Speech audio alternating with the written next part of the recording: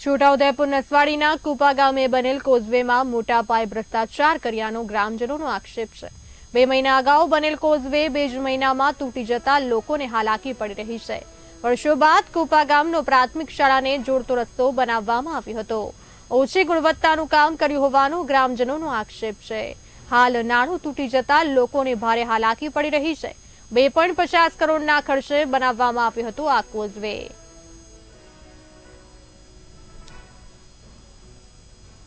ગામની અંદર જતો રસ્તો છે અને પ્રાથમિક શાળાને જોડે છે આ રસ્તો, અને આ આઝાદીના વર્ષો પછી બન્યો છે।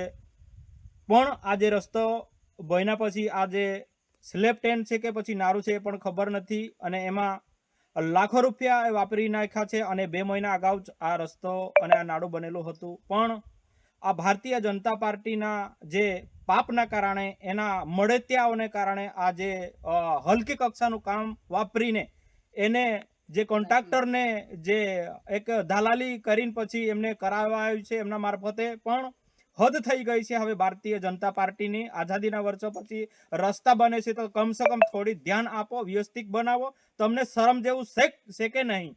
અને આ ભારતીય જનતા પાર્ટીના જે નેતાઓને કહું છું કે આ ઢાંકણીમાં પાણી લઈને ડૂબી મરવું જોઈએ। થોડી તો હદ હોવું જોઈએ, થોડી શરમ કરો તમે। તમને શરમ જેવું છે કે નહીં? થોડી વ્યવસ્થિત કામ કરો ને તમે। તમને કમ ના પાડે છે, એક પણ સળિયો નથી આ દિવાલ જે બનાવી મૂકી છે એમાં।